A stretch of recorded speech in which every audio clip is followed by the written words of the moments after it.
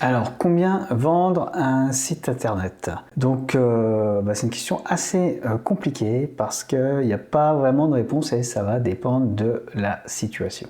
Donc, si vous avez des sites internet ou si vous comptez créer des sites internet pour les revendre après, je pense que cette vidéo va vous aider, y compris si vous souhaitez les vendre. Donc, on va voir quelques règles générales puisque j'ai déjà vendu des sites internet et des noms de domaine. Et je vais vous faire part un petit peu de mon expérience. Donc tout d'abord, il faut savoir que tout nom de domaine a une valeur. C'est-à-dire que si vous achetez un nom de domaine, en particulier s'il contient des noms du dictionnaire, ce nom de domaine aura une valeur et vous pourrez sans doute le revendre à quelqu'un ou en tout cas le transférer pour quelques euros. Malheureusement, si vous choisissez très mal votre nom de domaine, vous ne pourrez pas en tirer grand-chose et vous aurez du mal à trouver un acheteur.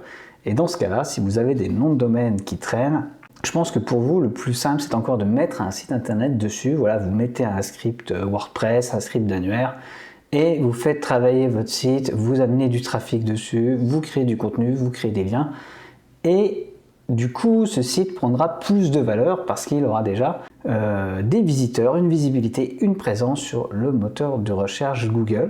Sachant qu'aujourd'hui, la priorité en termes de vente et revente de sites, c'est bien le trafic qui vient de Google et le chiffre d'affaires. Donc voilà, pour tout ce qui est nom de domaine, de toute façon, vous ne deviendrez pas millionnaire. Enfin, il y en a qui y sont arrivés, puisqu'il y a des noms de domaine qui sont dus à quelques dizaines de millions de dollars juste pour le nom de domaine. Voilà, c'est des noms de domaine en anglais. Mais il y a très peu de sites il y a très peu de noms de domaine qui se vendent pour plus de 6 chiffres et même plus de 4 chiffres, j'en ai pas vu beaucoup. Vous pouvez très bien en vivre, ça c'est certain, j'en ai vu, mais de là devenir riche, je ne pense pas. Donc maintenant, on peut passer directement au cœur du sujet. Combien vendre un site web ? C'est-à-dire combien vous allez pouvoir le vendre et par extension, si vous êtes de l'autre côté, combien vous allez l'acheter. Donc on l'a vu, la valeur d'un site web, ça vient de son nom de domaine. Déjà, si vous avez un site internet gratuit qui n'a pas de nom de domaine, considérez qu'il a très peu de valeur. Donc je vous conseille très fortement d'acheter un nom de domaine pour votre site, y compris si vous créez un blog, etc. sur une plateforme gratuite. J'en ai déjà vu, ça peut se revendre pas très bien, mais le principal, c'est quand même d'avoir son propre nom de domaine. Donc, ce qui va être important au niveau du domaine, c'est bien sûr le nom de domaine. Est-ce qu'il est pertinent? Est-ce qu'il correspond à une recherche? Est-ce qu'il correspond à quelque chose qui existe, une marque forte, un nom commun, éventuellement un nom propre? Et également son ancienneté, c'est-à-dire ça fait combien de temps que ce nom de domaine existe sur Internet. Donc pour ça, vous pouvez regarder avec un outil qui s'appelle le Whois.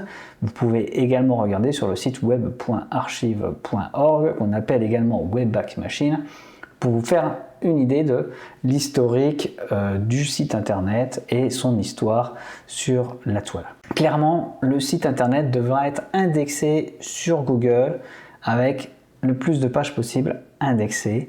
Il devra également avoir un outil de gestion de contenu qu'on appelle également CMS qui sera adapté et facile à modifier pour l'acheteur. Si toutes ces conditions sont réunies, vous pouvez commencer à espérer pouvoir vendre votre site internet. Voilà, moi j'utilise des systèmes de gestion de contenu qui sont parfois maison, que j'ai créé spécialement pour un domaine. Et quand la question de la vente du site se pose, ça crée évidemment des questions, de la négociation, des problèmes, et souvent je suis obligé de migrer vers un truc comme WordPress que j'aime pas spécialement. J'y reviendrai peut-être si vous souhaitez savoir pourquoi, mais en tout cas les gens préfèrent acheter du WordPress parce qu'ils savent l'utiliser, c'est facile à prendre en main. Donc ça c'est également important. Maintenant, en ce qui concerne le montant, une fois que ces conditions sont réunies, vous avez un nom de domaine, qu'il est présent sur Google, qu'il a un bel historique, qu'il a également du lien dessus, du backlink. Pour le montant, on va chercher à l'évaluer en fonction de ce que rapporte le site internet. Voilà, si vous souhaitez vendre votre site qui ne rapporte rien, vous n'allez pas en tirer des dizaines de milliers d'euros, clairement pas. Par contre, si vous avez un site, par exemple, qui vous rapporte 50 000 euros de chiffre d'affaires sur l'année, vous pourrez espérer le vendre entre 50 et 100 000 euros. Voilà, entre 12 et 24 mois de chiffre d'affaires. Alors quand je dis chiffre d'affaires, évidemment, il faudra regarder également les bénéfices. Si votre chiffre vous rapporte 50 000 euros et que vous avez 0 de bénéfices, vous aurez du mal à le vendre.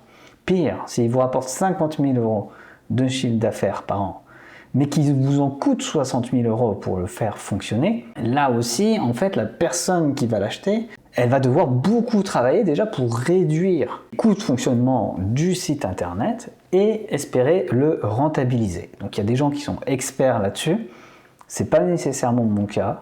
Moi, je préfère construire mes sites et ensuite les revendre ou vendre les domaines. Et peut-être que vous pourrez intéresser quelqu'un. Ça va dépendre de la niche sur laquelle vous êtes, du type de site que vous avez. Par exemple, pour un site e-commerce, ça peut s'entendre éventuellement d'acheter un site qui a un gros chiffre d'affaires mais qui ne fait pas encore de bénéfices, si l'acheteur pense qu'il va pouvoir améliorer cela et se dégager un gros chiffre d'affaires.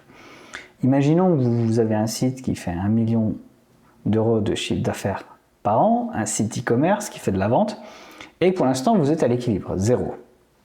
La personne qui va l'acheter, c'est qu'en optimisant un peu, ou en faisant grossir, ou en améliorant certains processus, il pourra tirer des bénéfices. Et même s'il fait que quelques dizaines de milliers d'euros par an de bénéfices, ça peut être très intéressant pour lui d'acheter ce site internet e-commerce, même s'il ne fait pas de bénéfices. En tout cas, dans un premier temps. Mais ça va vraiment dépendre de votre activité. Donc moi, j'ai déjà vu ça, des sites qui se vendent, même s'ils ne font pas de bénéfices, c'est très rare. Et autre chose également, vous pouvez parfois vendre plus cher que les 24 mois de chiffre d'affaires si le secteur sur lequel vous êtes est porteur, si votre site est en croissance, si l'acheteur pense qu'il va faire quelque chose d'intéressant avec votre site internet, ou si tout simplement vous vendez un concurrent et qui souhaite vous faire disparaître. Donc voilà, j'espère avoir répondu aux principales questions que vous vous posez sur le sujet. Moi, j'achète et je vends très peu de sites, je les fais avec des domaines. J'ai jamais gagné plus de quelques centaines d'euros à chaque fois. Mais ce que je peux vous dire, c'est que pour bien vendre un site web, il faut déjà avoir un bon site web avec du bon contenu et si possible qui génère déjà du chiffre d'affaires. Mais clairement, toutes ces histoires de personnes qui ont vendu un site web pour quelques millions, c'est vraiment très rare. Et personnellement, j'en connais pas beaucoup, à moins qu'il y ait une vraie entreprise derrière, avec des salariés, avec un vrai business model, etc.